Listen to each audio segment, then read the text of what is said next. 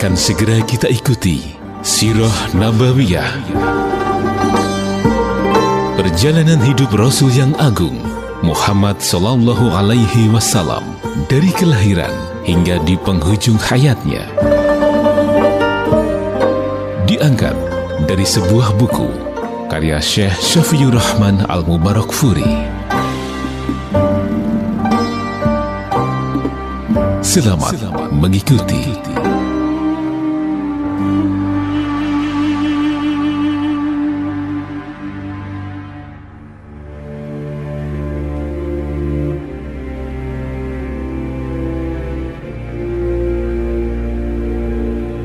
Kelahiran dan 40 tahun sebelum kenabian.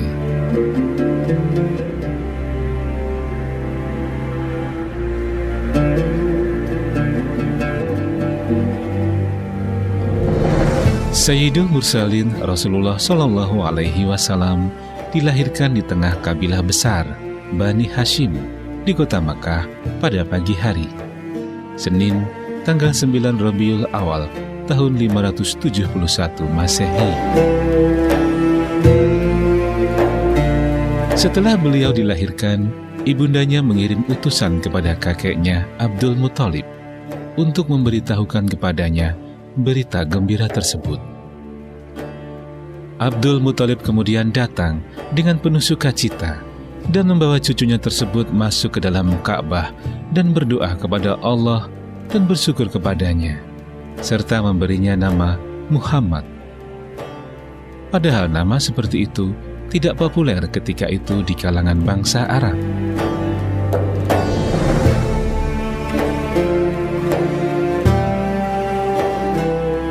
Pada hari ke-7, Abdul Muthalib mengkhitan cucu beliau tersebut sebagaimana tradisi yang berlaku di kalangan bangsa Arab saat itu.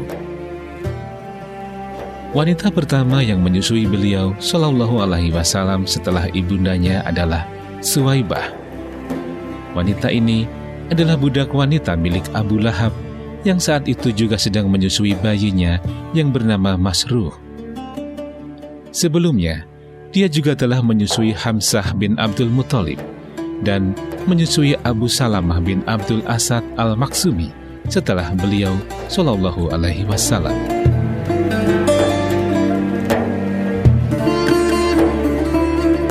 Tradisi yang berlaku di kalangan bangsa Arab yang tinggal di kota kala itu adalah mencari para wanita yang dapat menyusui bayi-bayi mereka sebagai tindakan pencegahan terhadap tersebarnya penyakit-penyakit kota. Oleh karena itu, Abdul Muthalib mencari wanita-wanita yang dapat menyusui Muhammad Sallallahu Alaihi Wasallam. Dia akhirnya mendapat seorang wanita penyusu dari kabilah Bani Sa'ad bin Bakar yang bernama Halimah binti Abu Zuhaib. Dengan demikian, Rasulullah Shallallahu Alaihi Wasallam memiliki banyak saudara sesusuan yang masih terhitung sebagai sepupu-sepupu beliau sendiri. Di antaranya Abdullah bin Al-Harits, Anisah binti Al-Harits, Huzafah atau Judzamah binti Al-Harits, serta Abu Sufyan bin Al-Harits bin Abdul Muthalib.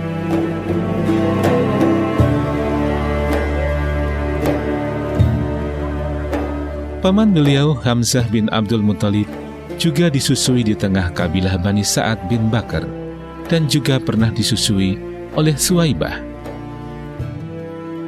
Dengan demikian, Hamzah adalah saudara sesusuan Muhammad dari dua pihak, yaitu Suwaibah dan juga Halimah. Halimah merasakan limpahan keberkahan dari kehadiran Muhammad bin Abdullah.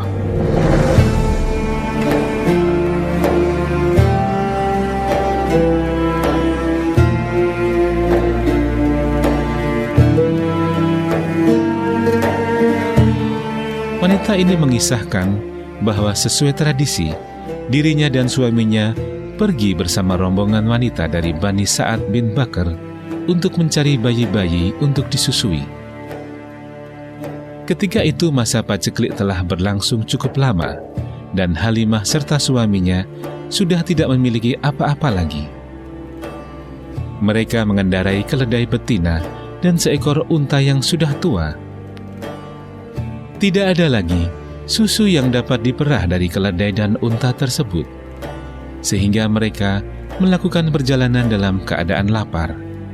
Dan bayi mereka pun menangis karena tidak ada cukup air susu Halimah untuk membuatnya kenyang.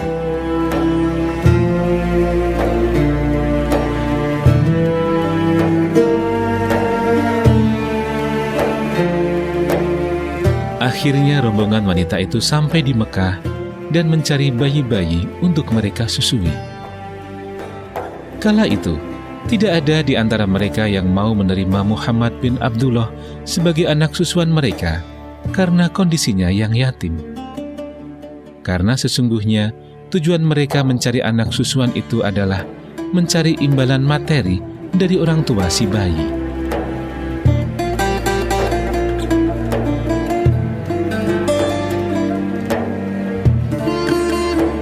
Tatkala rombongan wanita penyusu itu akan melakukan perjalanan kembali ke kabilah mereka, hanya Halimah yang tidak mendapatkan anak susuan.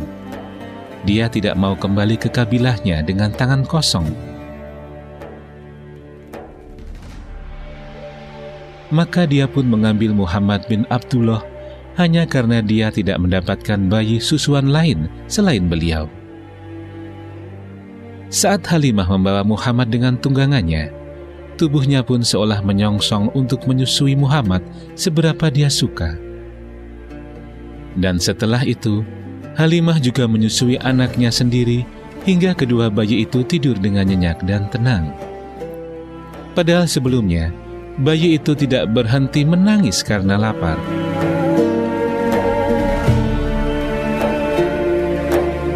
Kemudian suaminya memeriksa unta mereka, dan ternyata susunya sudah berisi. Lalu dia pun memerahnya untuk mereka minum hingga kenyang. Akhirnya, sampailah mereka kembali di perkampungan Bani Sa'ad, yang saat itu tengah dilanda paceklik dan menjadi daerah yang sangat tandus. Tetapi semenjak Muhammad bin Abdullah berada di tengah-tengah keluarganya, Halimah senantiasa menemukan kambing-kambingnya selalu dalam keadaan kenyang dan banyak air susunya, sehingga keluarganya dapat memerah susunya untuk mereka minum.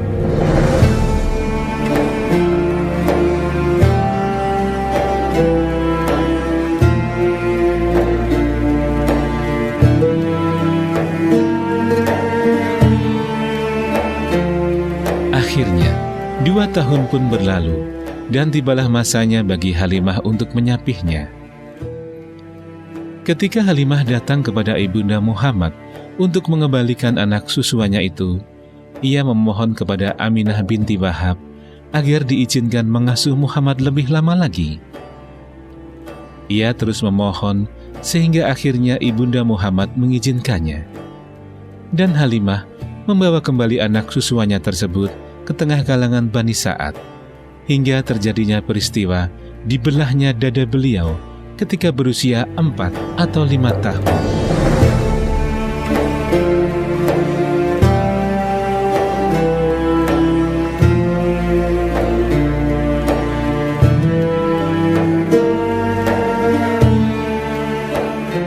Imam Muslim meriwayatkan dari Anas bahwa Rasulullah didatangi oleh Jibril saat beliau tengah bermain-main dengan teman-teman sebayanya.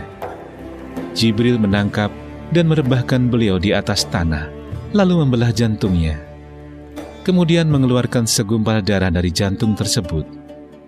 Jibril berkata, "Ini adalah bagian setan yang ada pada dirimu, sehingga bila tetap ada, ia dapat memperdayaimu." Kemudian Jibril menyuci jantung tersebut dengan air zam-zam di dalam baskom yang terbuat dari emas, lalu memperbaikinya dan menaruhnya di tempat semula.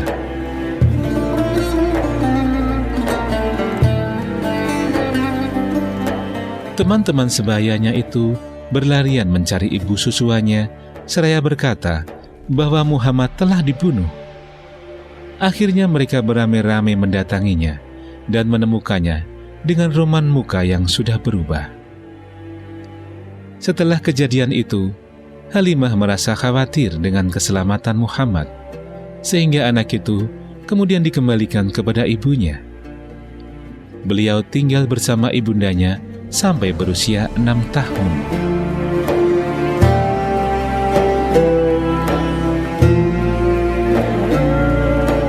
Sebagai bentuk kesetiaan, Aminah binti Wahab merasa perlu untuk mengunjungi makam suaminya di Madinah. Maka, ia pergi menempuh perjalanan sejauh 500 km bersama anaknya yang masih kecil, pembantunya Ummu Aiman dan juga Abdul Muthalib.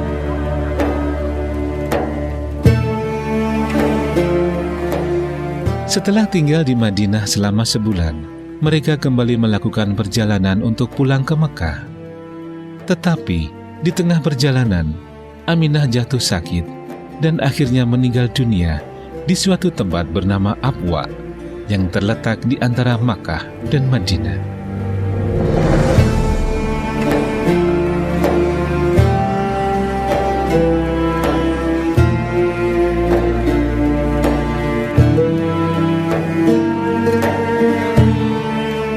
Muhammad bin Abdullah kembali dibawa ke Mekah oleh kakeknya dan berada dalam perawatan kakeknya itu dengan limpahan kasih sayang yang diberikan Abdul Muthalib, melebihi apa yang diberikannya kepada anak-anaknya sendiri atau cucu-cucunya yang lain.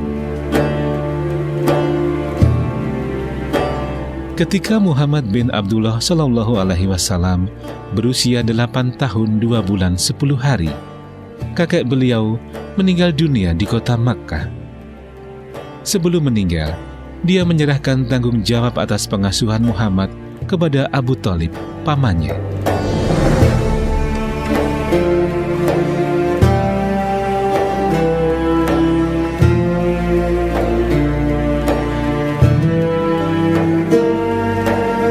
Abu Thalib melaksanakan amanah yang diembankan kepadanya untuk mengasuh keponakannya itu dengan sebaik-baiknya dan menggabungkan Muhammad dengan anak-anaknya sendiri. Dia bahkan selalu mendahulukan kepentingan keponakannya dibandingkan kepentingan anak-anaknya.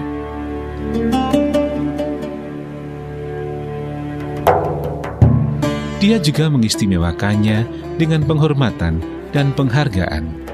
Hal ini terus berlanjut bahkan sampai beliau SAW berusia lebih dari 40 tahun.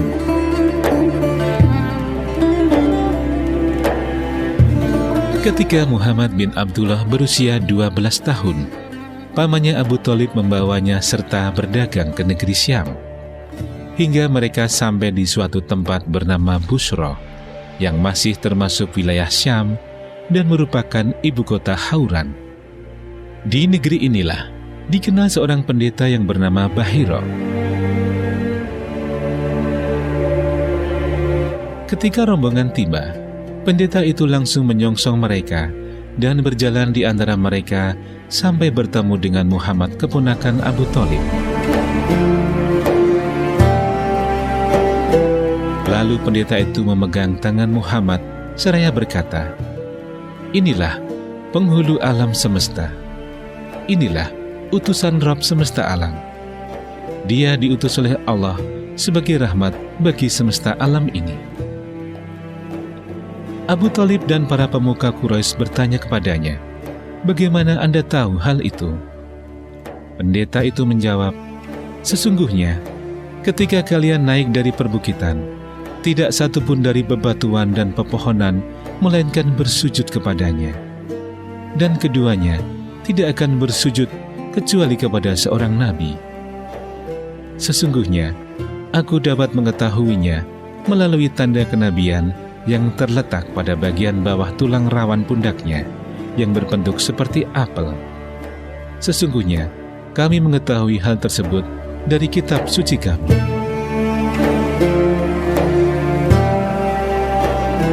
Kemudian sang pendeta mempersilakan mereka dan menjamu mereka dengan istimewa.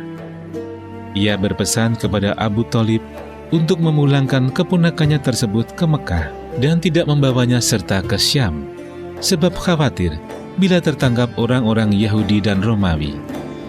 Maka Abu Thalib mengirim Muhammad kembali ke Mekah bersama sebagian anaknya.